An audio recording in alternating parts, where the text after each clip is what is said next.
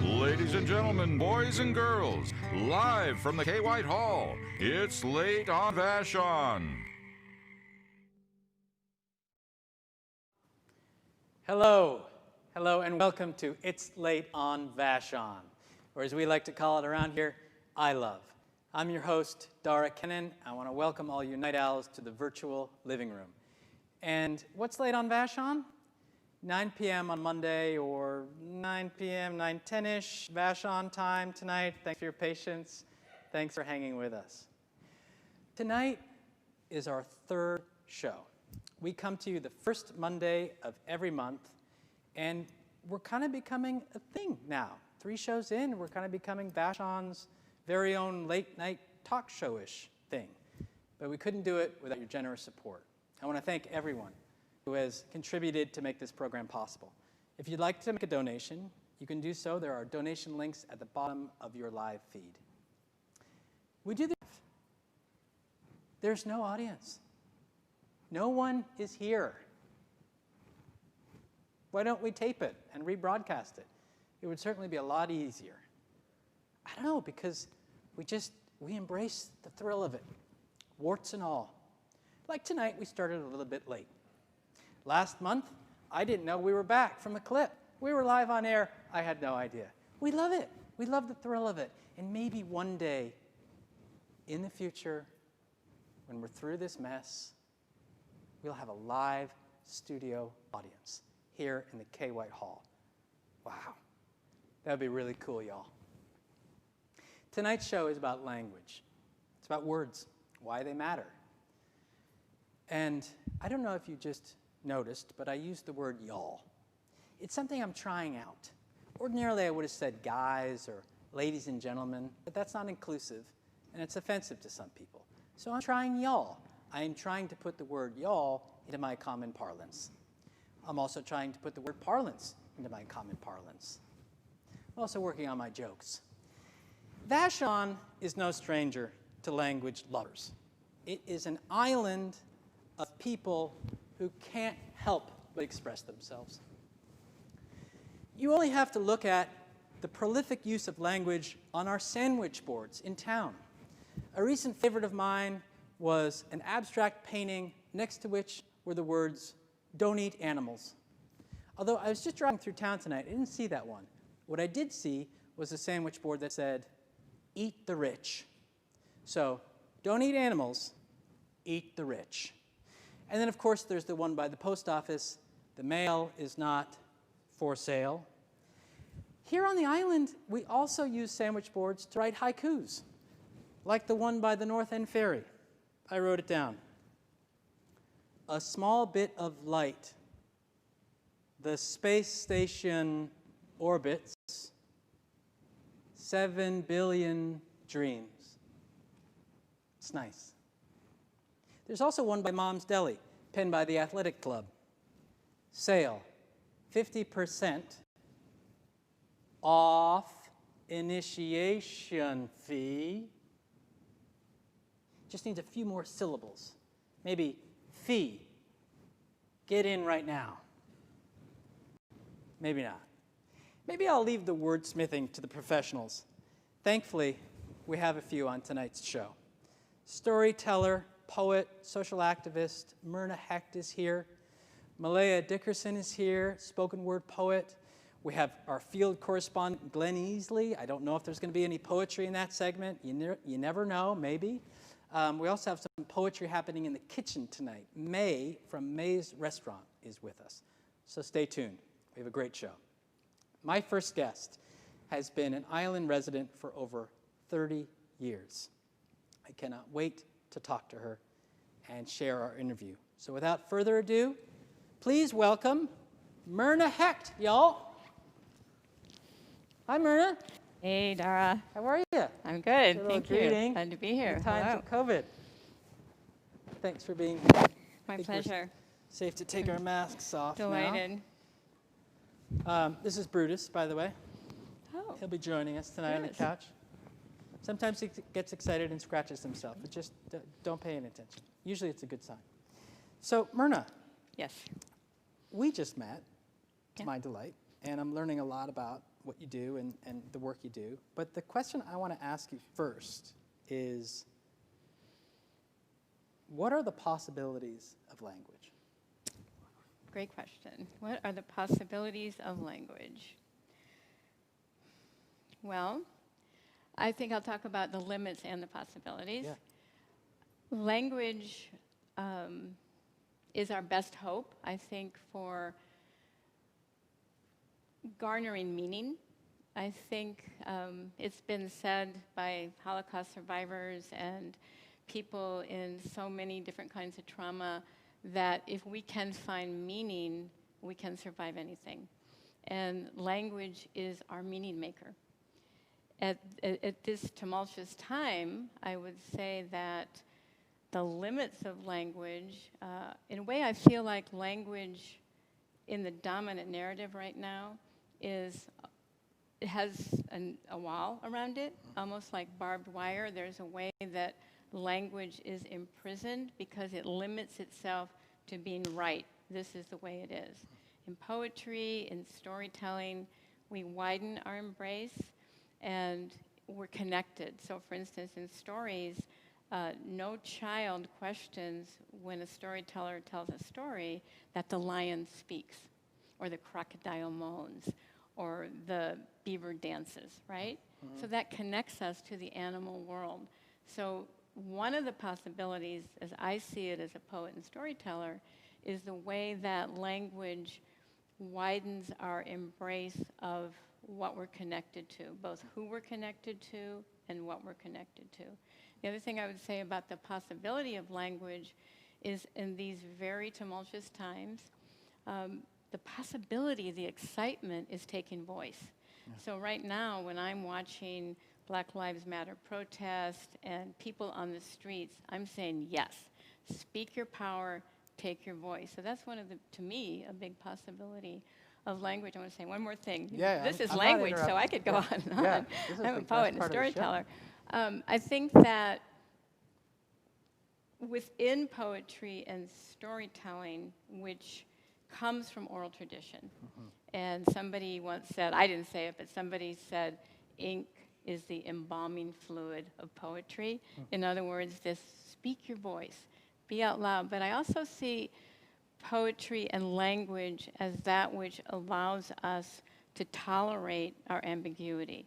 So instead of this frozen barbed wire language that I'm seeing in the dominant narrative that targets the other, I see the possibility of language as embracing and hearing the other. So I think it widens out our compassion for each other and, again, connects us to the animal world, the plant world. It has all those, it's imagination, you know. Inspiration is life-giving, it's breath. Yeah. And so language is where we can imagine better possibilities. Yeah, that's great. What do you think, it just makes me think, what do you think the end goal of the poet, the storyteller is? What are you trying to receive back? Oh, wow. Is there something that you can codify that way, or is that a fair question? Well, I think every storyteller and poet would answer it differently, so let me think about it.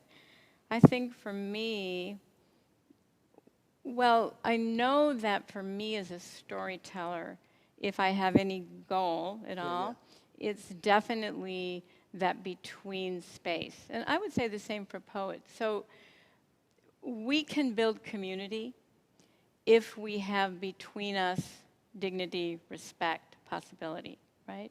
So when I'm telling a story, there's a kind of transport that happens. If I'm telling a story, my biggest goal is to be out of the way, to go away, and let the story come through me. And if I can do that, then it takes my listeners with me. Yeah. And I'd say the same as a poet.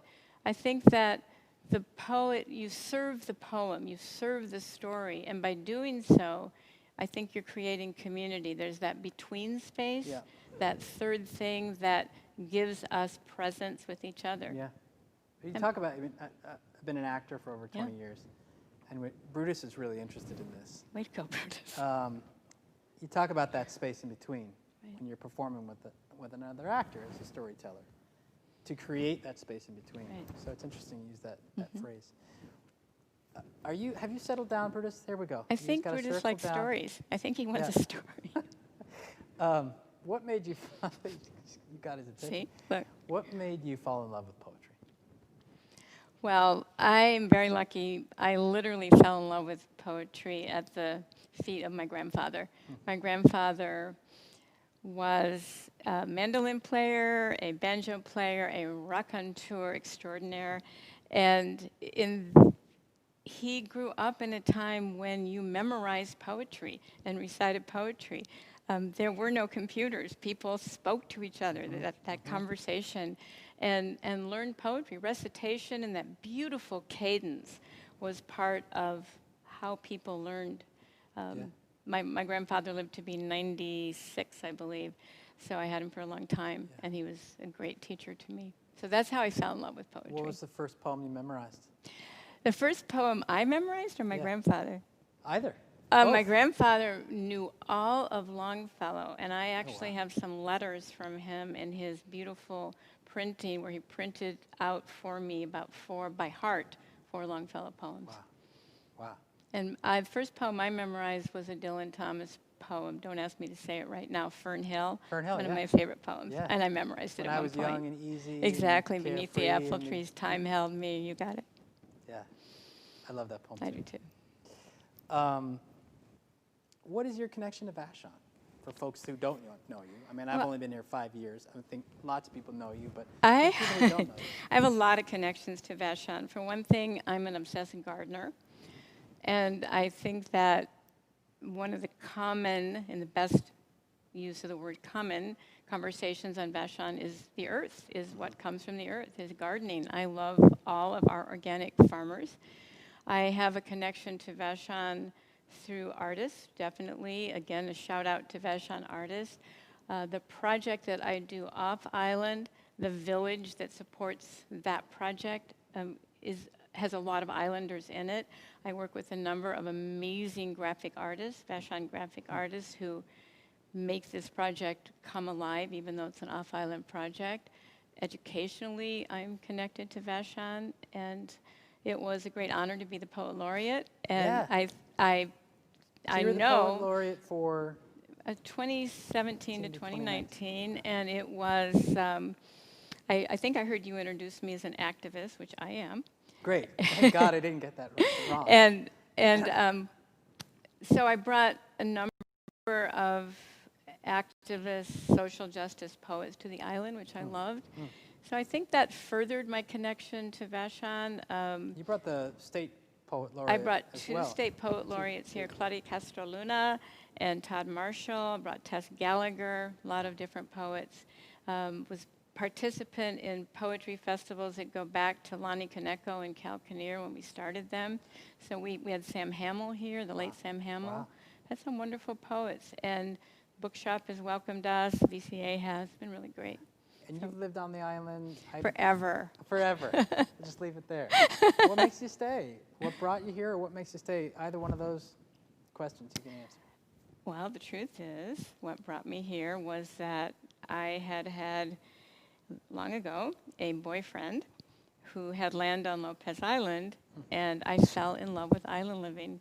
And when that relationship split up, I was determined to come to an island, and so I came to Vashon, and I never left. Wow, cool. I didn't mean to stay. Something like keeps us here, right? Something The does, People yeah. that love this island. Yeah. Something keeps us. What are some projects you're working on right now? The kind of work you do in current Okay, projects. so I think I spoke a little bit ago about voice. In my work as a poet, storyteller, social justice activist, I really think that taking our voice should be a human right. I mean, I feel that strongly about it. And I used to work for Seattle Arts and Lectures, Writers in the Schools, as a poet, as a teaching artist, and was sent to a school called Foster High School in Tukwila, not realizing that it was one of the most culturally and language diverse schools in the United States. There are about 60 different languages that are spoken, different dialects. And I fell in love with working with these refugee kids. And the Seattle Arts and Lectures wanted to stay at that school. The school was out of money, and they basically said, we love how you work with refugee kids. Find some money and do what you want. And so I created a project called the Stories of Arrival, Refugee and Immigrant Youth Voices Poetry Project. It's been going on for 8 years. And the acronym is? SOAP. SOAP, S-O-A-P. Yeah. Stories of Arrival, Poetry Project. And it is a beautiful project that I'm honored to be a part of. And this year we, rather than, COVID happened, but rather than create poetry anthologies like we usually do, my whole thing is let's give everybody voice and visibility. Let's make our communities diverse and celebrate it. Yeah. And I did broadsides this year, very big, beautiful, visual poems with the kids. And my idea was to put them up everywhere. I would have approached VCA for the gallery, but COVID happened. Yeah. So instead, I'm creating a book of these beautiful colored art, broadsides. Do you have a couple samples or a sample you want to read I tonight? don't, because they're so big. I didn't think they're really big. Yeah. And I can say to the audience that there is a wonderful endeavor opening up in Tukwila, and that's where I work. Okay.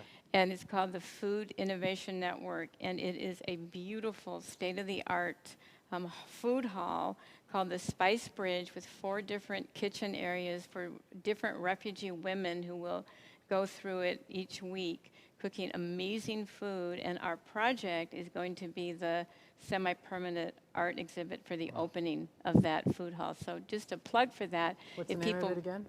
It's called the Tukwila Food Hall Spice Bridge. Okay. So the whole idea, and I am a cook, by the way. I mean, you're lots of things, but I do want to hear, before we go, yes. I want to hear, you have a sample of a student's I do. Poetry, so let's make sure we do All that. All right, so what I brought, there's a big broadside that's called Why I Write. And I ask my 30 students who represent 15 different countries just to write 1, 2, or 3 lines about why they write, and then I put it together as a big piece. And so I'll read some of the lines from that. Please. So what you're hearing are lines from young people who've experienced forced migration, who've had to leave a homeland because of climate change, war, violence.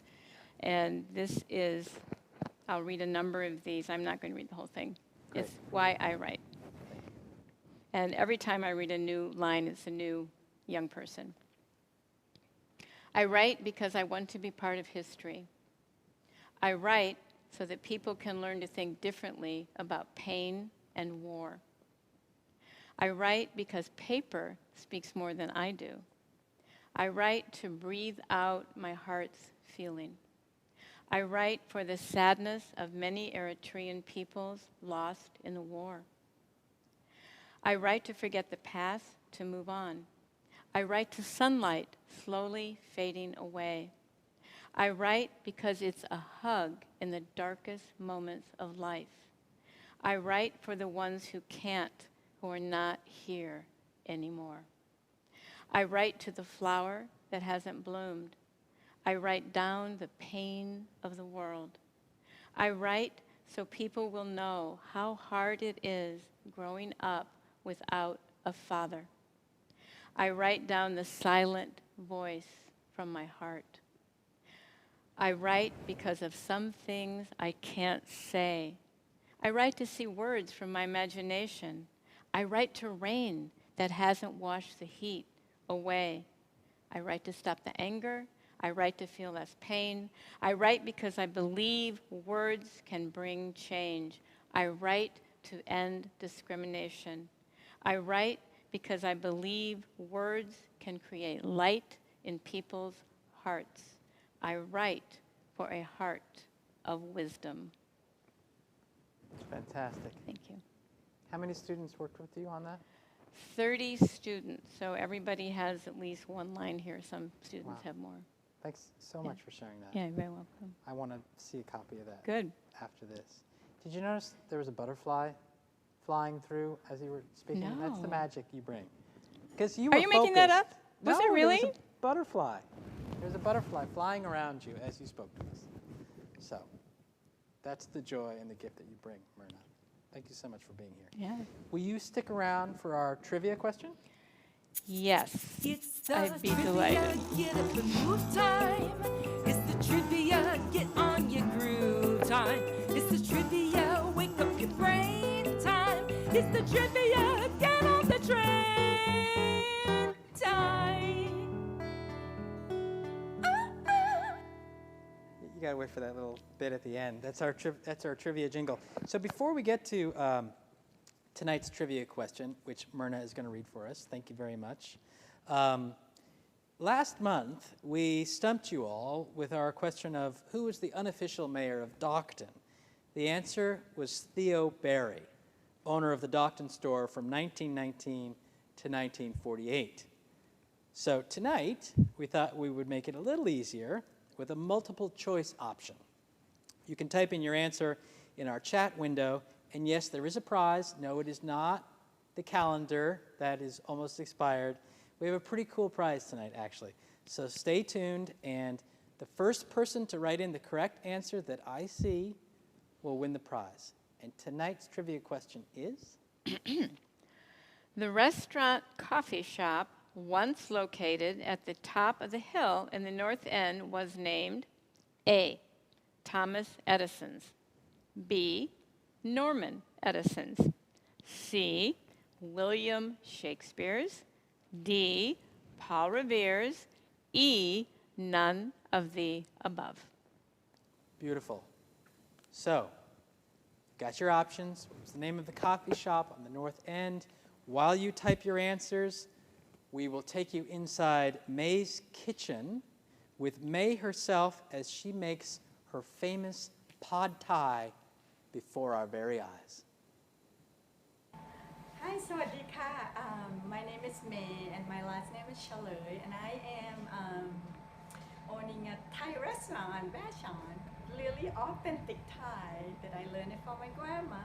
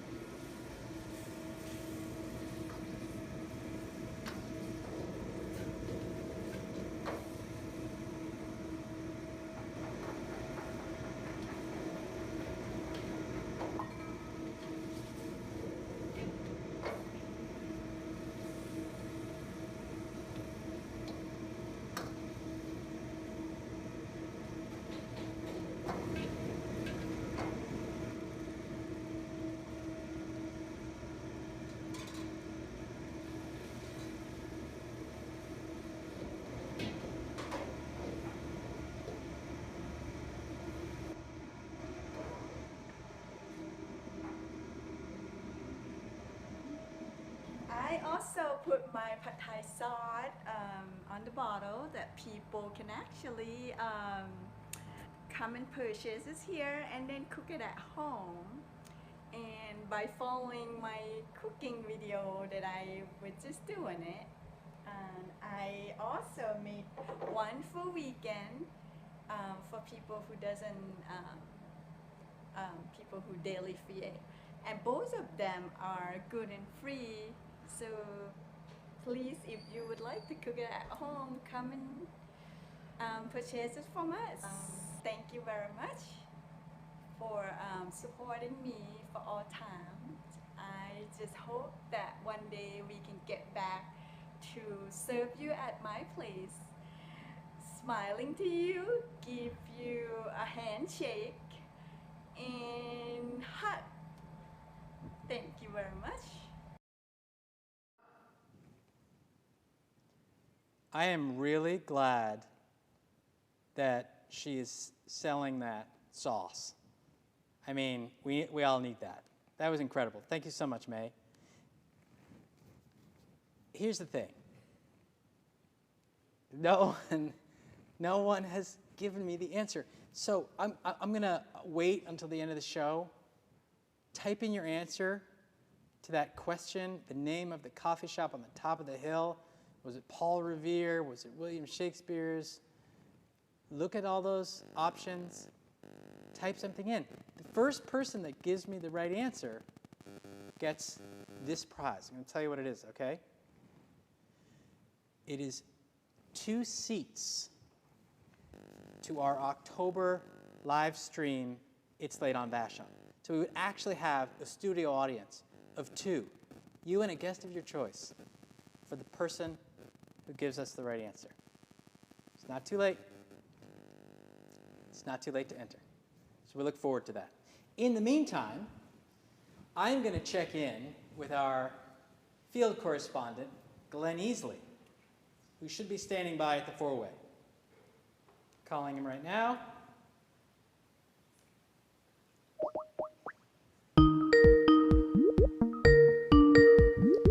Never, the jingle never gets old. Glenn! Do you see me, Dara? Not yet, Glenn. Okay, I'm getting there. It's live. It happens. You know, I'm seeing I see the camera symbol. I'm pushing on it. I have faith in you, Glenn. I don't know why the camera is Why not. don't you work on that, Glenn? You know, this is a show about language. Maybe we just use your words. Okay, well, I'm so bummed that you can't see this beautiful evening out here, because it is a gorgeous night on Vashon. As you know, the warmer temperatures are coming in. The traffic has been really light tonight.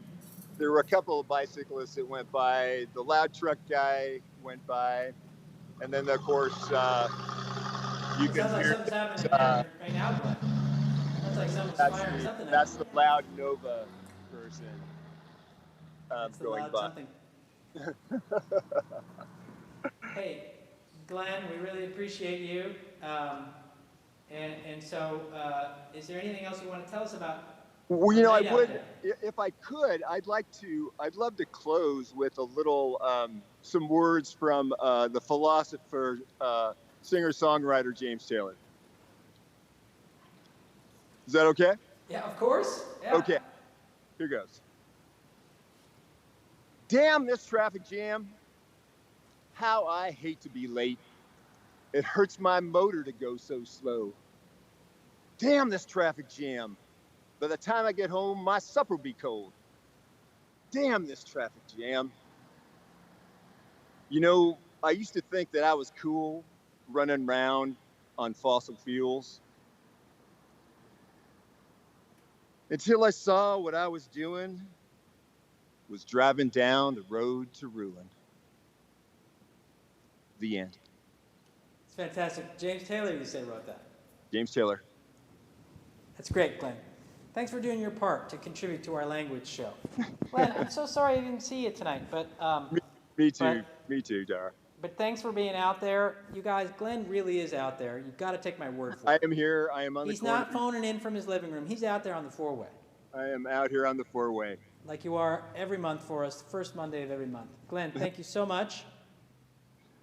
Thank you, Dara. Stay Have a wonderful safe out there. I will. You too. And remember to look both ways before you cross that street. Indeed, I will.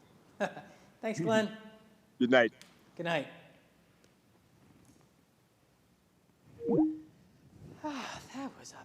That was a bummer. We couldn't see Glenn. Trust me, though, he was out there. Sounded like a little bit of traffic going on tonight to close off our holiday. Now we have for you a special treat. Malaya Dickerson, spoken word poet, is with us. I would love to stand here and tell you that everything is okay, that we have made a lot of progress. It was political because they were black. Being black is always political, all on its own. We don't have the normal dinner table conversation. Instead, we get to talk about how I react to people laughing in a class at a video on racism. I get to talk about what to do if I get pulled over or what to do if I'm walking down the street on my own. Not because of catcalling because I'm a girl, but because I don't look like the straight hair having to work just your average. No, I look like working 20 times harder to get even half as successful as those girls are, and the constant combing of my thick, unruly, natural hair. I would love to stand here and tell you that everything is okay, that we have made a lot of progress. What do I tell my 12-year-old brother that when he gets pulled over to make no sudden movements, because for one sudden movement, it's one loud pop. It's always the same. Don't try and reach for your ID, young man, hands on the dashboard. Hold them where I can see. I would say it's okay to cry, young man. You are blessed you're still breathing and not bleeding. Do you know who Tamir Rice is? He was a 12-year-old black boy who didn't plan on losing his life to bias or to assumption. He was playing outside like any other kid. Do you know who Timothy Lohman is? I didn't think so. He was the police officer who murdered that 12-year-old black boy on November 22nd, 2014. The police officer who was never convicted. Are we not allowed to play outside anymore without the threat of being killed? Now I walk the path of my brothers Trayvon and Michael. Why do you have to define my race, although it doesn't define me? When I look at the media, I see a black boy went missing. When it's a white boy, what's also missing is his race. He gets to be just a boy. Race didn't define Brock Turner, but it defined Philando and Rakia. Martin said he wanted rights for everyone, the boys, the girls, the straight hair, and the curls. Martin would definitely not be happy if he saw all of his children still being pulled over and having their cases brought to court and still being blamed for their own death. Because remember, the system protects the officers, not the innocent. So why are my children staying silent? Why are we still silent? As we make the final decision to bring justice and let our voices be heard, there still is no justice for Brianna or Jacob. And I ask myself, no matter how loud we are, why can't they listen? Honestly, I would love to stand here and tell you that everything is okay. But even more honestly, I can never say everything I want to. The things that the ignorant would not like to hear. If you do not want to be the ignorant, be the progress. Learn more about others around you, rather than being stuck in a sheltered, closed-minded environment. I pray that equity comes before equality. So please remember, I'm not here to tell you that everything is okay. That's fantastic. Thank you. Thank you. I'm standing up, even though the camera is on me, to thank you very much. And I want to honor you, and I want to ask you about the inspiration for that poem. Yeah, so really, my dad and I wrote that poem together. I added in a little bit of my own more, but you know, all of the names that I mentioned, I did not know them personally, but they do hit close to home for most people of color.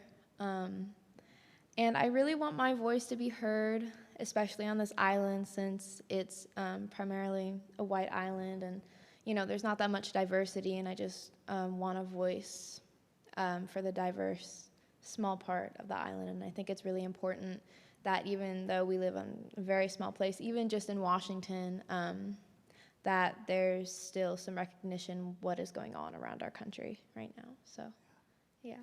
Well, we really appreciate you coming here. Thank you. And being brave and performing for us. Thank Do you. you and your dad write poetry together a lot, or is this a special occasion? I mean, this one was special. Sometimes we do often talk about our ideas and what we have written, and we give, you know, ideas and, you know, talk about it. So. Cool. Yeah. Cool. Well, I'm a big fan. I've seen you a Thank couple you. times now, and I can't wait to see you when you come back. Thank you. And I can't wait to follow you. So thank you so much. Thank really you. appreciate you, and thanks for being here, and thanks for sharing your poetry with us. Thank you for having me. Thank you. Our pleasure. So, we're almost done. It's been a great show. Thanks for sticking with us. I do want to take a moment right now, because it is that time of year. It's September. It's an unusual September, but September means the VCA auction. The VCA online and gallery auction is happening now through the 25th of this month, culminating with a live stream event hosted by Kevin Joyce and Martha Ensign. You can tune in starting at 6:30 on the 25th. More information, of course, on our website, VashonCenterForTheArts.org. Also, next month, you can tune in to our show, October 5th. We are featuring David Mielke and Thomas Parixma, as well as Arlette Moody. And who knows, 2 people that are going to win the trivia contest might be sitting in the 3rd row. Maybe the 6th row, socially distant. But please tune in October 5th for our next show. Now we come to the portion of the show called Who's Your Hero? We have 3 entries this week. The first entry is the Vashon School District Food Service Crew is my hero this month, who continue to feed our island kids by driving around the island to deliver lunches in school vans during this time. That's school vans during this time. Their names, and I'm so sorry if I get someone's name wrong. I'm going to read your names because I think it's important to call you out.